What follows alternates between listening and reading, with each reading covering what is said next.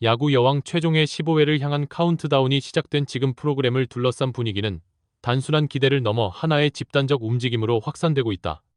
아직 최종회 관련 공식 예고편이 공개되지 않았음에도 팬 커뮤니티와 댓글창은 사실상 시즌이 요구 게시판으로 변했고 이대로 끝낼 수 없다는 메시지는 구호처럼 반복되며 프로그램 존재감을 다시 증명하고 있다.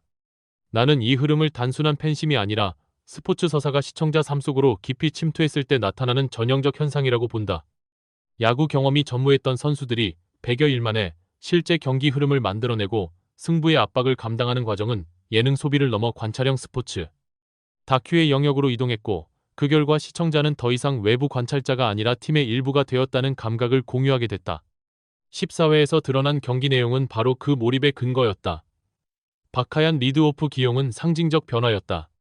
15타수 1안타라는 기록만 보면 과감한 선택이지만 타격폼 수정 이후 타구질이 달라졌다는 현장 분석이 존재했고, 실제 첫 타석 안타는 단순한 출루 이상의 의미를 남겼다. 나는 이 장면이 블랙 퀸즈 공격 패턴 변화의 출발점이었다고 판단한다. 이전까지 상위 타순이 기회를 만드는 구조가 불안정했다면 박하얀 출루 이후 아야카와 송하로 이어지는 연결은 확실한 공격 리듬을 만들었다. 특히 송하의 타격은 시즌 중반 이후 가장 안정된 컨택 능력을 보여왔고, 14회에서도 득점권 압박 상황에서 타구질이 유지됐다는 점은 타격왕 언급이 단순 팬 감정이 아님을 증명한다. 김호나 적시타와 장수영 동점 2타점은 흐름을 완전히 바꾼 결정적 장면이었는데, 여기서 중요한 것은 기술보다 타석 접근법 변화였다. 적극적인 초구 대응과 밀어치기 선택은 초보팀이 흔히 보이는 과도한 장타 집착에서 벗어난 모습이었다. 나는 이 부분이 블랙 퀸즈 성장의 가장 명확한 데이터라고 본다. 김호나의 존재감은 경기력과 리더십 두 축에서 동시에 확인된다. 적시타 상황에서 담장 직격 2루타는 타격 기술적 가치도 있었지만 이후 더그아웃에서 보여준 커뮤니케이션이 팀 분위기 유지에 결정적이었다. 실제 댓글 반응 상당수가 주장 김호나를 롤모델로 언급한 이유도 여기에 있다. 핸드볼 국가대표 출신이라는 커리어가 야구 기술로 직접 전환되는 것은 아니지만 경기 중 의사결정 속도와 압박 상황에서의 감정 통제 능력은 팀 스포츠 공통 자산이다. 나는 김호나가 블랙 퀸즈 서스사의 중심 인물로 자리 잡은 이유가 단순 실력보다 경기 중 팀 에너지 흐름을 관리하는 능력 때문이라고 본다. 특히 실책 이후 선수들을 독려하는 장면은 승패와 무관하게 스포츠 콘텐츠가 감동서사로 확장되는 핵심 장면이었다. 반면 논쟁도 분명 존재했다.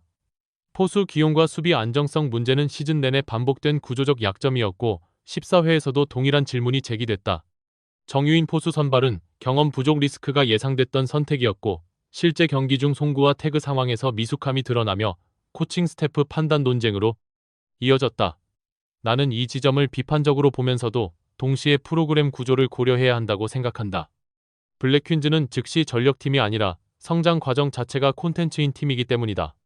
경험 축적을 위한 경기 투입과 경기 승리 가능성 사이의 균형 문제는 스포츠 예능이 반드시 마주하는 딜레마이며 14회 논쟁은 바로 그 경계선에서 발생한 사례였다. 팬 댓글에서 포수 포지션 중요성을 강조하며 박경환, 양의지 등 KBO 사례가 언급된 것도 흥미로운 현상인데, 이는 시청자가 프로그램을 실제 야구 맥락 속에서 해석하고 있음을 보여준다. 주수진 부상 이슈 역시 팀 전력 분석에서 빼놓을 수 없는 변수였다. 유격수 포지션 안정성 문제는 수비 범위와 송구 정확도 두 측면에서 나타났고, 이는 경기 후반 집중력 저하와 맞물리며 실책으로 이어졌다. 그러나 주수진이 보여준 투혼과 부상 상황에서도 경기 의지를 드러낸 장면은 팬 감정선을 강하게 자극했다. 나는 이 부분에서 블랙 퀸즈가 단순한 예능팀이 아니라 경쟁 스포츠 집단으로 인식되기 시작했다고 본다. 시청자는 경기력 완성도보다 선수 태도와 몰입도를 평가 기준으로 삼았고, 주수진 사례는 바로 그 평가 구조를 강화했다. 시청률 논쟁도 흥미로운 분석 포인트다. 1%대 시청률을 둘러싼 비판이 존재하지만 종편 채널 환경과 시간대 경쟁 프로그램을 고려하면 상대적 성과는 결코 낮지 않다. 특히 야구 비시즌 스포츠 예능이라는 폼의 특수성과 여성 야구라는 희소성까지 감안하면 화제성 대비 효율은 높은 편이다. 나는 시청률보다 중요한 지표가 커뮤니티 활성도와 팬행동 변화라고 본다. 굿즈 구매 시즌이 청원 언급, 방송 편성 시간 제한 등은 단순 시청을 넘어 참여형 소비가 이루어지고 있음을 보여준다.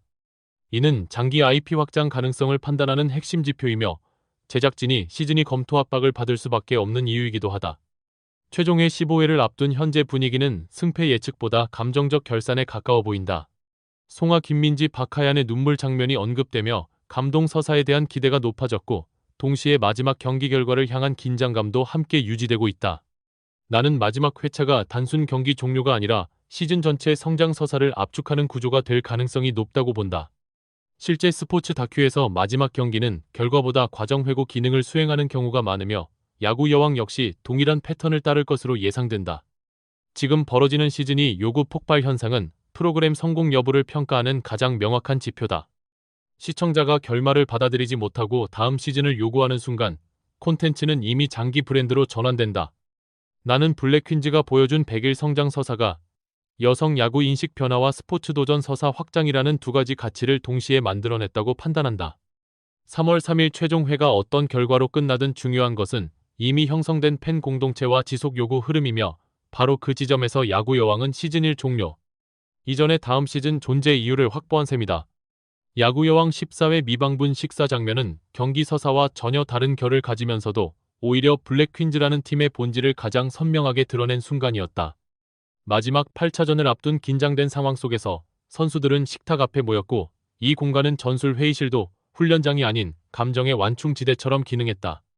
나는 이 장면이 단순한 예능용 휴식컷이 아니라 집단 스포츠에서 심리적 긴장을 해소하는 방식이 어떻게 형성되는지를 보여주는 중요한 단서라고. 경기 전 식사는 에너지 보충 이상의 의미를 가지며 특히 결과 압박이 큰 경기일수록 선수들은 대화를 통해 불안을 분산시키고 팀 내부의 정서적 온도를 맞추려는 경향을 보인다. 블랙 퀸즈 역시 음식 이야기를 시작으로 장난 호칭, 놀이 언어 교환까지 이어지며 자연스럽게 긴장을 낮추는 흐름을 만들어냈다.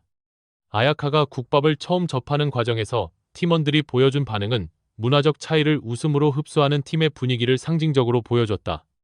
낯선 음식 앞에서 망설이는 모습, 리액션을 요구하는 장난, 그리고 귀여움을 강조하는 멘트들은 표면적으로는 가벼운 대화처럼 보이지만 실제로는 외국인 선수의 적응 과정을 집단적으로 지지하는 커뮤니케이션 구조에 가깝다.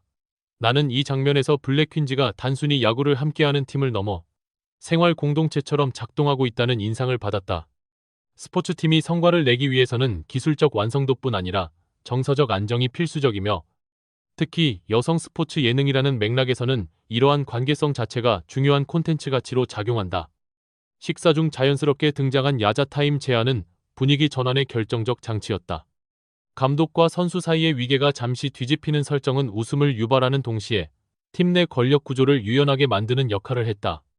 아야카가 신수야라고 부르며 머뭇거리는 순간은 시청자 입장에서도 강한 몰입 포인트였고 권위적 관계가 아닌 상호 친밀성 기반 팀 문화가 형성되고 있음을 보여주는 상징적 장면이었다. 나는 이 대목에서 블랙 퀸즈의 경쟁력이 기술보다 관계에서 나온다는 확신이 더 강해졌다. 실제 경기에서는 실책과 흔들림이 반복됐지만 팀이 무너지지 않았던 이유 역시 이러한 정서적 연결망 때문이라고 판단한다. 또 하나 흥미로운 지점은 선수들이 서로를 별명으로 부르며 기대와 지지를 표현하는 대화 흐름이었다. 내야 수비 부담을 느끼던 선수에게 건네는 짧은 격려 애칭을 통해 형성되는 친밀감. 그리고 웃음 속에서 전달되는 신뢰 메시지는 경기력 향상 과정에 보이지 않는 기반이다. 나는 이 장면이 블랙 퀸즈 성장 서사의 숨은 축이라고 생각한다. 프로그램 전반이 기술 발전과 승패 중심으로 편집되는 경우가 많지만 실제 팀을 움직이는 힘은 이러한 사소한 상호작용 속에서 축적된다. 특히 마지막 경기를 앞두고 등장한 식사 장면이라는 점에서 이 미방분의 의미는 더 커진다. 긴 시즌 동안 반복된 훈련과 경기 감정, 기복 경쟁 구도 속에서 선수들은 서로를 이해하는 방식 자체를 학습해왔다. 그리고 그 결과가 바로 식탁 위 대화로 압축돼 나타난 것이다. 나는 이 장면을 보며 블랙 퀸즈의 여정이 단순히 야구 실력 향상 기록이 아니라 관계 형성의 시간이었다는 생각이 들었다. 경기장에서의 승패는 하나의 결과일 뿐 팀이 만들어낸 경험과 기억은 훨씬 장기적인 가치로 남는다.